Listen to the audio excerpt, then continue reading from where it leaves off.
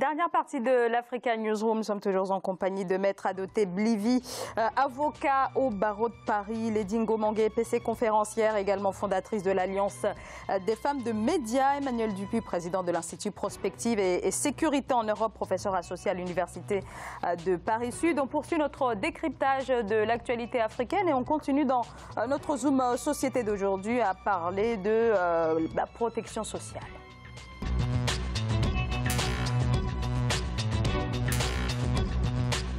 Alors l'idée d'assurance maladie, on l'a vu, progresse à petits pas en Afrique. On l'a vu pour ce qui est du Mali. L'idée également d'une couverture maladie universelle fait également son chemin. C'est précisément le cas en Afrique du Sud où la CMU est en gestation. La CMU a un régime capital pour plus de la moitié de la population sud-africaine qui vit toujours sous le seuil de pauvreté, qui accède peu aux soins de santé. Solène Duplessis.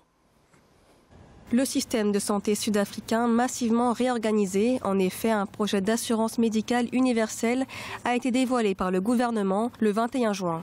Un projet qui entend bousculer le secteur de la santé, marqué par d'importantes inégalités. L'assurance de santé nationale vise à améliorer l'accès des citoyens les plus pauvres à des soins de qualité et ainsi réduire le fossé entre les classes sociales les plus aisées et celles les plus défavorisées. Tous les citoyens sud-africains doivent avoir accès au secteur de santé public et privé.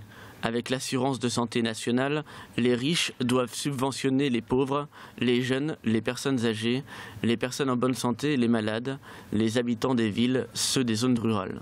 En Afrique du Sud, 84% des citoyens sont pris en charge dans des établissements publics, souvent mal équipés et en sous-effectif, tandis que les établissements privés et payants sont fréquentés par une population plus riche. Ils sont ainsi seulement 16% de la population, soit 8,8 millions de personnes, à avoir accès à des soins privés de qualité sur les 56,5 millions d'habitants que compte le pays. En Afrique du Sud, ils ont un système de santé à deux vitesses.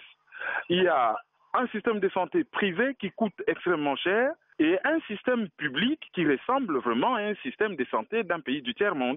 C'est un système vraiment injuste. Figurez-vous que 4,5% du PIB de l'Afrique du Sud est consacré au système de santé privé contre 4,2% du PIB pour les systèmes publics. Le nouveau système devrait être opérationnel d'ici 2026 selon le ministère de la Santé. Un système qui intervient alors que le secteur de santé publique est confronté à une importante crise en raison du manque de médecins et des longues listes d'attente pour les patients. Ce programme d'assurance maladie est néanmoins déjà critiqué par le principal parti d'opposition, l'Alliance démocratique, pour qui le projet n'est simplement pas réaliste.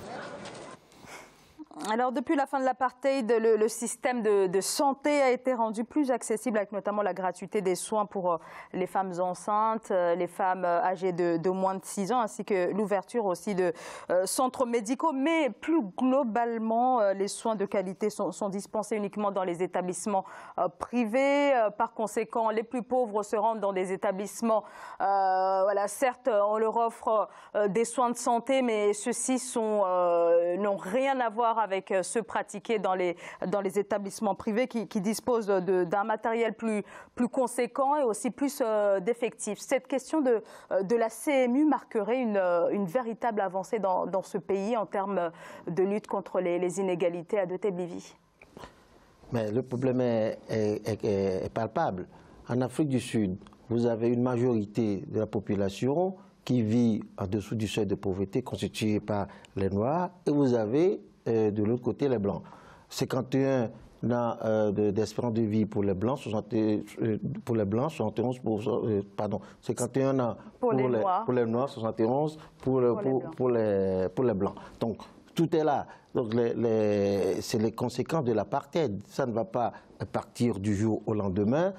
Le président Nelson Mandela, de son temps, a étendu la couverture maladie aux Noirs. C'était une très bonne avancée. Ceux qui l'ont suivi, par contre, ils n'ont pas fait grand-chose. Ils se sont contentés de ce qui a été mis en place par le président Mandela, ce qui fait qu'aujourd'hui, le fossé ne fait que s'accroître. Alors, on prend aujourd'hui les taureaux par les cornes. On veut avancer en créant la couverture maladie universelle. Cela permettra naturellement de désengorger un peu les populations noires d'Afrique du Sud. Mais véritablement, est-ce que la volonté y est? Il y a les beaux discours. C'est ce que moi je reprends toujours à nos dirigeants africains. Il y a les beaux discours, mais dans la réalité, puisque les Noirs, c'est eux qui sont le plus concernés. Vous ne me direz pas que la CMI concerne la population. Non, c'est plutôt les Noirs que ça concerne. Est-ce que ce n'est pas aussi un coup de bluff du pouvoir aujourd'hui en place en Afrique du Sud? C'est ce que moi je pense en tout cas. Et bon, mon analyse fait que je n'y crois pas trop. Ça va peut-être apporter quelque chose, mais c'est plus de la politique qu'autre chose. Vous pensez que c'est un petit peu dans la même veine que la réforme agraire annoncée il y a quelques mois? Vous aussi, vous êtes du même avis, Emmanuel Dupuy? J'ai déjà un point essentiel. La réforme ne sera appliquée qu'à l'horizon 2026. Effectivement. Et ça va coûter très cher quand même. Hein. On parle de 16 milliards d'euros par an. Donc évidemment, l'Afrique du Sud fait partie des puissances émergentes. Le PIB de l'Afrique du Sud est tout à fait considérable. 276, 280 milliards d'euros, certes. Mais c'est la raison pour laquelle, moi je m'inscris tout à fait dans la ligne de ce qui a été dit précédemment, le parti au pouvoir a besoin de montrer, elle aussi, que tout ce qu'elle n'a pas fait par ailleurs peut être compensé par cette décision. Une décision qui ne fait que répondre à une situation absolument criante d'inégalité. Hein, j'ai regardé en préparant l'émission quelques chiffres. Je vous livre ce chiffre parce qu'il est quand même assez éloquent. Hein. Il n'y a que 0,7 médecins pour 1000 habitants. C'est en dessous du seuil de l'OCDE de 3,2. En ce qui concerne les infirmières, c'est encore pire. 1,1 infirmière, contre 8,8 OCDE. Donc il y a un rattrapage évident. Il y a d'autant plus un rattrapage que l'Afrique du Sud se targue d'être une puissance émergente, de faire partir des BRICS, de briguer potentiellement un siège de membre permanent du Conseil de sécurité. Et donc comment, de nouveau, on peut relever cette anomalie? Comment peut-on s'inscrire dans l'émergence et en même temps avoir ces situations insupportables où effectivement il y a 20 ans de différence selon que l'on se trouve d'être d'un côté ou de l'autre du dispositif. Ce qui se fait maintenant aurait dû peut-être se faire tout au long depuis la fin de l'apartheid en 90. Oui. Force est de constater que ça prend du temps. Il faudra encore 10 ans. Donc c'est... Lady Ngomangue-Epese. Je suis atterrée. Toutes ces volontés de mettre enfin en place des choses. Vous savez, on dit que le temps des administrés, le temps de l'administration n'est pas celui des usagers d'eux-mêmes, le temps des politiques n'est pas celui des populations. Si au travers, au gré ou à la faveur, à l'aune de tous ces enjeux-là, il se trouve qu'enfin, parce que quand on dit la population, on n'a encore rien dit, en réalité c'est vous, c'est moi, c'est un être humain, c'est une âme. Donc si finalement les populations peuvent en bénéficier dans 3 milliards d'années ou maintenant, quelles que soient les raisons, que ce soit parce que c'est complètement le cadeau empoisonné, vous le disiez tout à l'heure, moi, ce que je vois, c'est que voilà un être humain qui est malade, qui a besoin de soins. Si cela est possible, un tout petit peu de soins ou pas du tout de soins, je pense qu'il y a quand même la différence. Il faut quand même rappeler qu'en Afrique, on meurt de choses dont on ne meurt plus sous d'autres cieux. Donc, moi, quand on parle de santé, je suis quand même, je suis mesurée.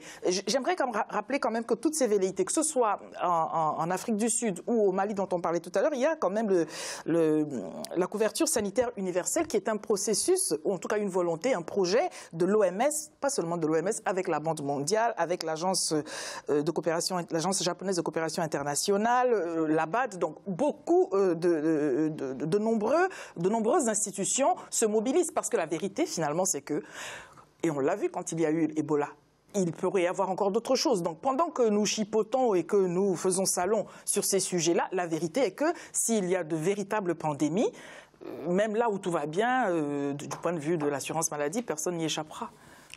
Juste, moi je suis tout aussi atterré que Lydie, si vous me permettez, mais il faut quand même avoir conscience qu'on est dans un système anglo-saxon. Et donc là aussi, on ne peut pas aller contre l'histoire. Le système anglo-saxon, ça a toujours été un système inégalitaire. La common law n'est pas le droit continental. L'accès aux soins par la culture du paiement pour avoir plus de soins est quelque chose que l'on trouve dans à peu près tous les pays anglo-saxons. Je rappelle que cette réforme ne sera pas payée par le gouvernement, mais sera payée par les charges patronales. Donc c'est peut-être une des raisons pour lesquelles elles mettront encore plus de temps.